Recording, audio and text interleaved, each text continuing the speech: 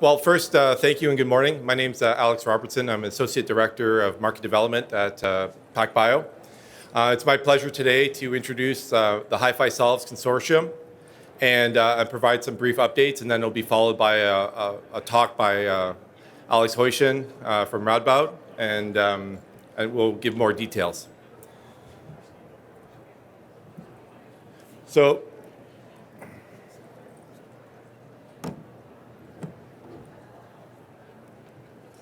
there we go. So first, the PacBio mission is enabling the promise of genomics to better human health. So we create sort of the most advanced sequencing technologies, but we are also now building end-to-end solutions, and we've now launched the PacBio WGS pipeline. So now this allows you to take high, accurate, very long reads and then translate that into understanding and variant calls. And so we believe the genome is actually termed, the genome is actually comprised of SVs, tandem repeats, segmental duplications, phasing, CNVs, and methylation. So that's really a complete genome. And what we now provide with the pipeline is a way to map that and then interrogate each of those variant classes. But the pipeline also allows us to develop new tooling and plug and play that in a version control. The pipeline will run on AWS, Azure, Google Cloud, and also on-prem. And if you don't like to run in the cloud environments, you can run on HPC, and then you can also run with our partners, FormBio, DNA Nexus, DNA Stack, and Terra. HiFi Solves is a global consortium, and it's actually divided into regional groups as well that will work in parallel to provide and present compelling evidence that highlights the practicality and effectiveness of HiFi genomes in the field of human genetics, medical genetics, and genomics. So basically, we seek to provide evidence to supporting the replacement of individual and/or all genetic testing modalities. This includes demonstrating the extra yield in the cases that remain unsolved or undiagnosed, even undergoing standard of care. So the consortium is made up of 15 labs across 11 countries. And Alex will present on the focus of the EMEA group, which he'll go into detail now. So what I'd like to do is bring up Alex Hoischen and let him present on the work on EMEA. So thank you, Alex. So good morning. Wow, it's really filling up here. I didn't turn around earlier. Nice to see so many friends and colleagues. Great to be back at ESHE, so thanks to PacBio for inviting me to indeed speak on behalf of our newly formed consortium of several partners in Europe. So I'm speaking on behalf of them, just sharing the very first data because we just very recently launched this symposium, this consortium. For full disclosure, if I sound excited about some of the data I'm showing, you hopefully believe me, it's not only because PacBio sponsored a few reagents left and right, but it's really about the data itself, and hopefully you believe me by the end of the talk.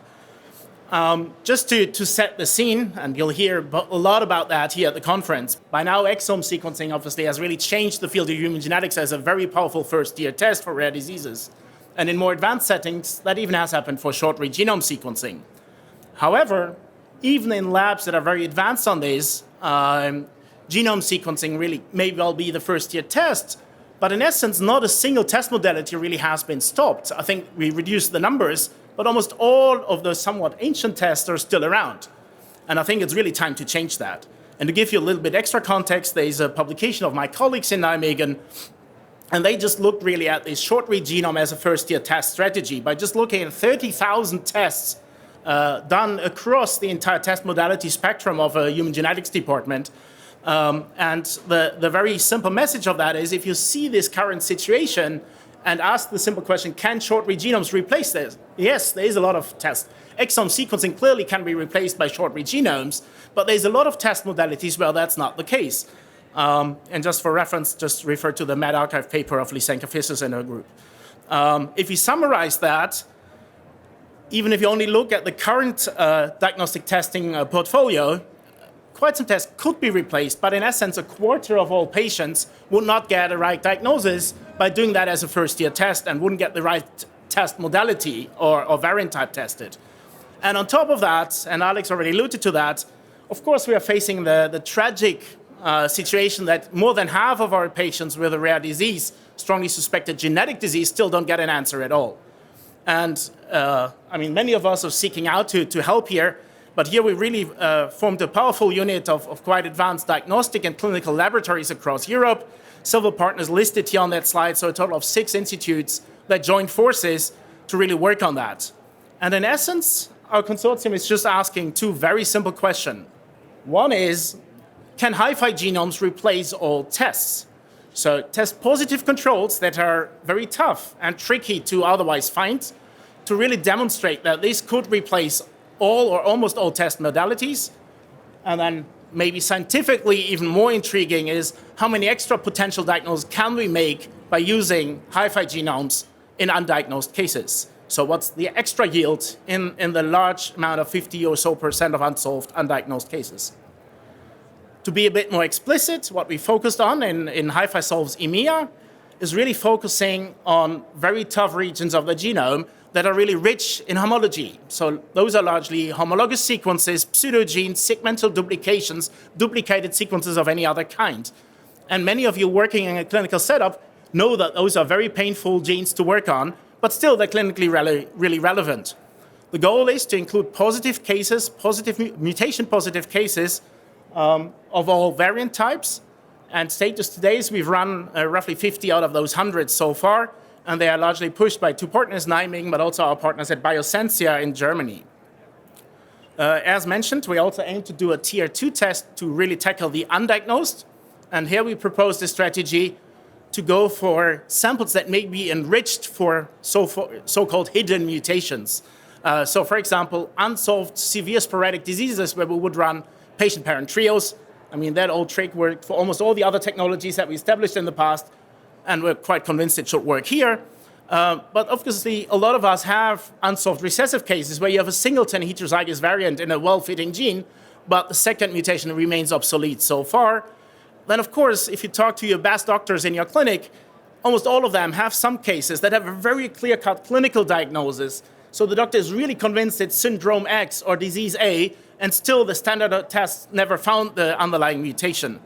And then, of course, every department also still has DNAs in stock of large unsolved families with a very strong suspicion for a genetic disease. So I think all of those fit into this tier 2 approach, and just part of the consortium, we aim to run 300 samples here.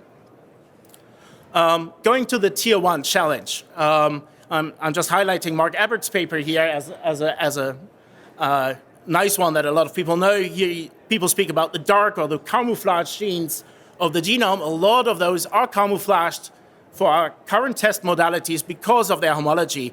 And I guess if you look at this word cloud of his paper, a lot of those genes are known to many of you. We just released a paper where we show that you can actually use Illumina exomes or genomes to genotype in some of these paralogous sequences and gain some extra diagnoses.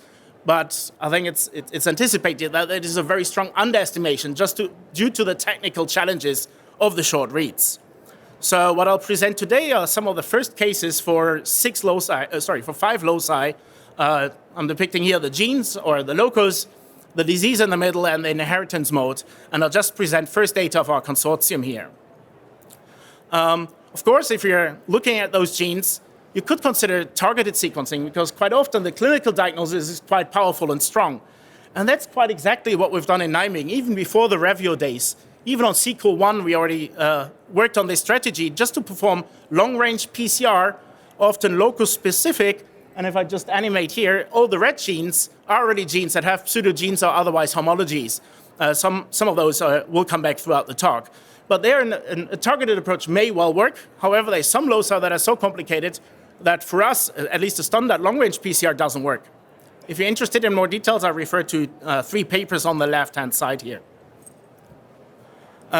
If PCR doesn't work, we still have other opportunities. A lot of people work on no-amp kind of procedures, and I think once they get easier, I think it may quite be an elegant approach.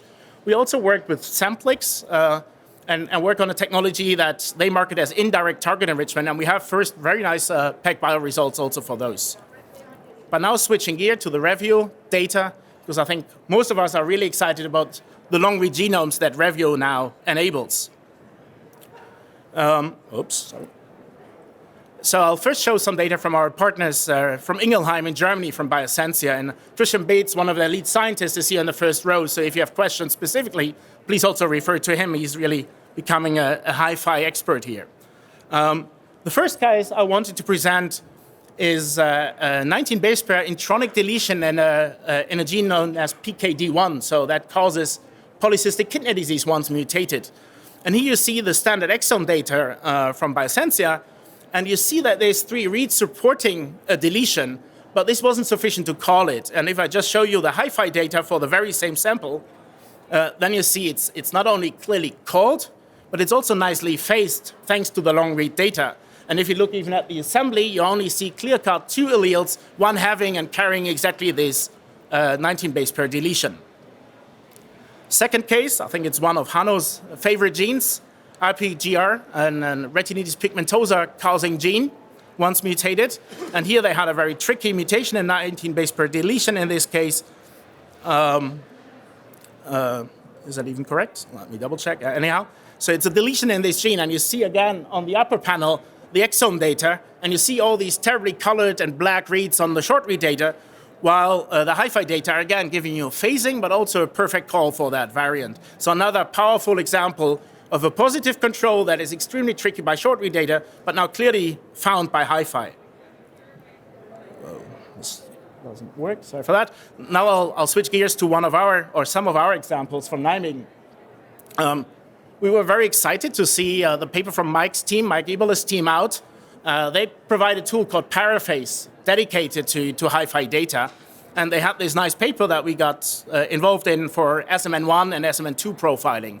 So we were very excited because that could give us full haplotype phasing and identification, and more importantly also mutation detection for this very complicated locus for all mutation types. So we run samples in-house using that tool. By now it's available for a lot of loci. And the first locus we tested is the CYP21A2 gene, part of the CRRX cluster. However, we thought we have this nice tool, so it should be easy. You just go to the locus, check the mutation, and that's what we saw. So quite a bummer. We immediately gave Mike a call and said, hey, what about this paraphase? And actually, we just did a very stupid mistake. We had the alternative contigs in HD38 switched on, and actually all these alternative haplotypes suck up all the reads, so not a single read really mapped to this region. If you switch off the alternative haplotypes, the data look much, much nicer. On the top BAM file, you see the standard output of HiFi genomes for these locus. And if you then use the paraphase tool that Mike's team has built, you get even much nicer enforced mapping of all the copies to the very same gene locus. And with that, you can start distinguishing. And in this case, we had a pathogenic homozygous mutation in this gene in the red square in the first exon of this gene. So nicely called back in something that otherwise would be difficult, really, with short read or other data. Another example is STRC, important gene for deafness. And here we had a case with a compound heterozygous known mutation from our clinic. So this was a case presenting with a heterozygous deletion of STRC, and on the other allele, a heterozygous or hemizygous stop mutation, if you wish. And what we see in this case is really the power of paraphase. I'll zoom in for ease here. What you can see on the upper visualization here of HiFi is the STRC haplotype. And there's only a single haplotype called, which makes absolute sense because one allele is deleted. And actually there's a second output and you directly see the copy number. So only one single copy of STRC, but below you see the 2 copies of the pseudogene locus that are clearly more colorful because they're enforcedly mapped to the actual gene locus. And if we then zoom in, we can clearly also see the hemizygous stop mutation. And I'll show you that here in the zoom in. So, and the beauty over many other data types is that we directly have full phasing, so we can even distinguish whether a specific point mutation is present on the gene or on the pseudogene. So that is quite powerful and I think very challenging with other methods. Coming back to the SMN example, we also had one case, and this was a positive case who presented with 0 copies of SMN1, but 4 copies of SMN2, clearly a case with SMA phenotype. And here again is the paraphase output for that. On the lower left, you see some reads that are not fully assembled to any given haplotype. I think we can improve that and probably just something in the settings. But otherwise, you directly see here haplotypes 1 and 2. You see 4 haplotypes, all of which were SMN2, I should say. And the beauty now is, with Mike's paper out and a lot of population data available, we can not only see that there's SMN2 haplotypes and 4 of them, but we can actually now accurately determine the haplotype groups or haplogroups. In this case, 3 times the same, and then a subgroup of the same haplotype as the 4th allele here. All right.